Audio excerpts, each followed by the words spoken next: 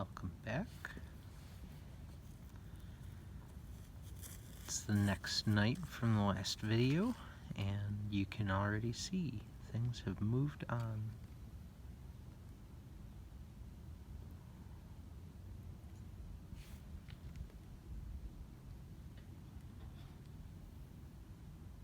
We're using slightly higher magnification than we did yesterday, so hopefully that'll be a little bit different for you.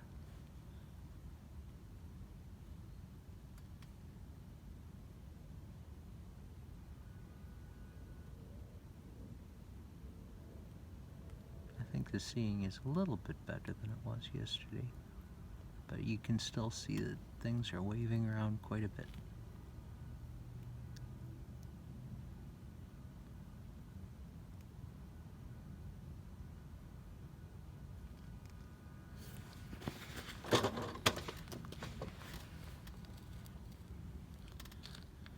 Towards the middle of the lunar month, when the terminator is near the center of the moon,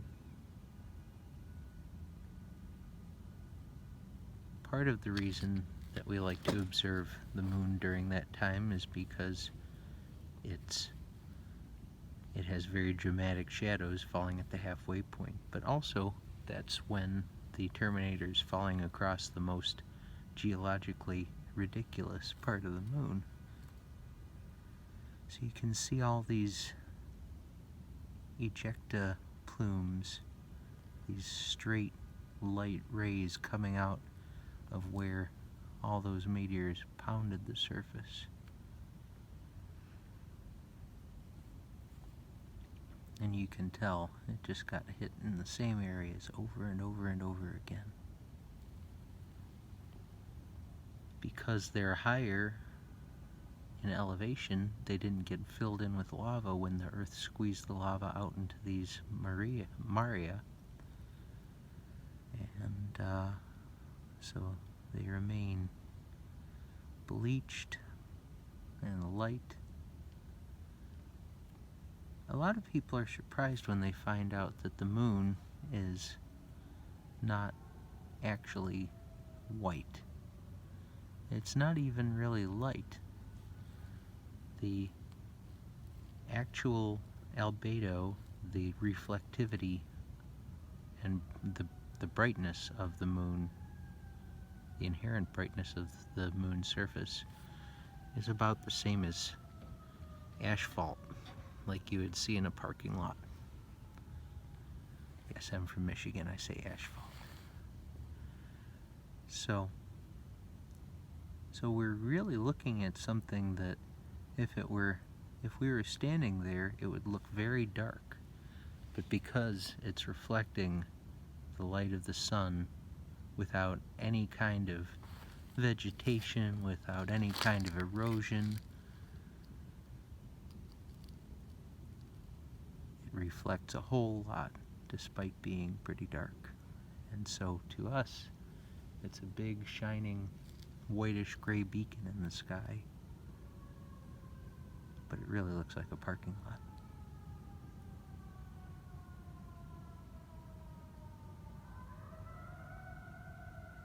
This chain of craters is one of my favorites to look at when the terminator is falling across it.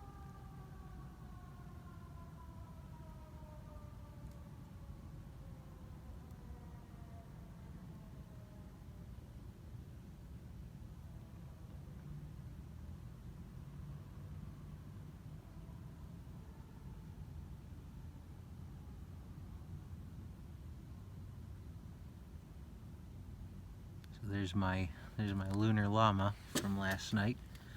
Now it's very, very much in the sun. There's still some shadows. Probably by tomorrow it'll all but disappear.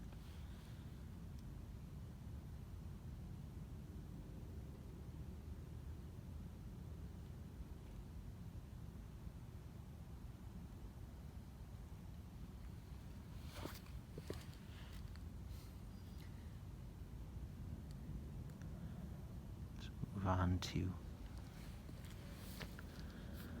the next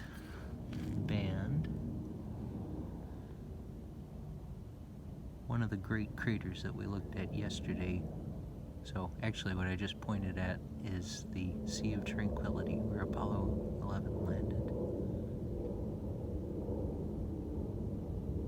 Just beyond it is the shining mountain that I mentioned last night.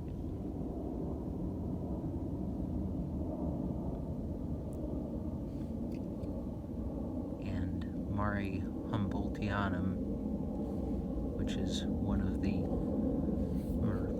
Maria that we can't see directly, but sometimes when the moon tilts just the right direction, we can see it on the edge. I think Mare Occidentalis is another one in that area, which the shining mountain stands right next to, along with Montes Rook, which is a ring mountain around that crater.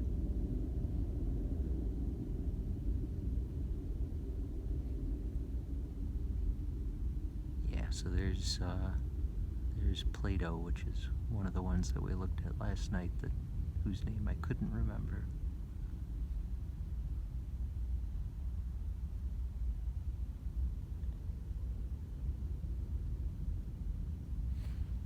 There are many stages to becoming a lunar observer. First, you start recognizing the general shapes. You start noticing how much you can see naked eye without any kind of binoculars. And then you start recognizing individual craters and landforms. And that's sort of where I am now.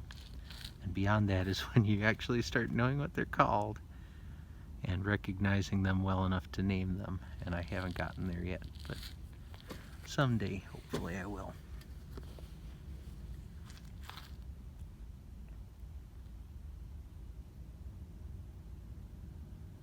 There's a list of things to look for on the moon to give you some structure to your observing.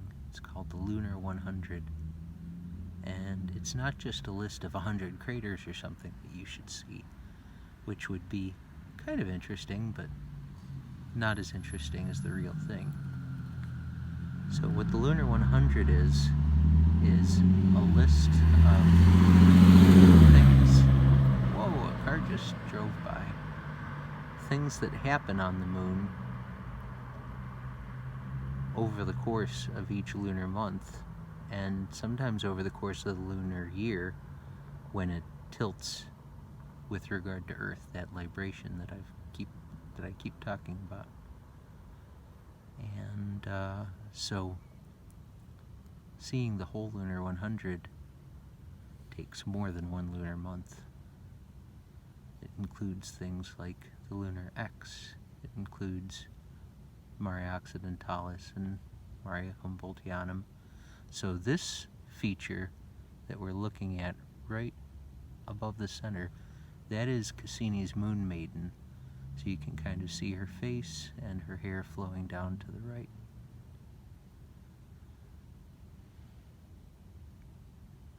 We think that he drew her as a sort of bust of a goddess just because he was getting bored, but it does kind of look, it looks a lot more like a thing than most of the things on the moon. So, all right, take one more pass down the side.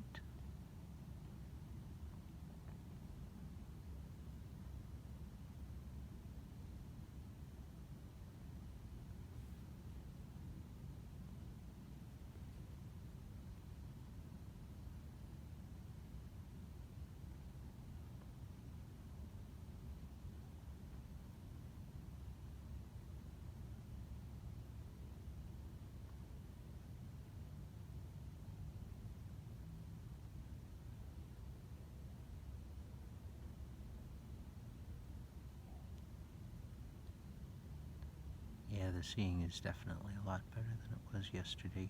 There's still some waviness, but in general it's a lot more solid.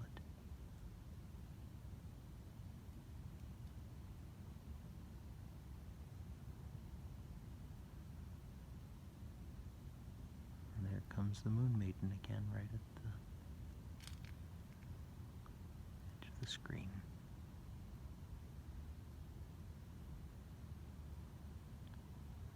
Well, I hope you've enjoyed another intermittent lunar observation, and stay tuned for all sorts of other interesting astronomical videos as we find ways to get through this strange world that we live in now.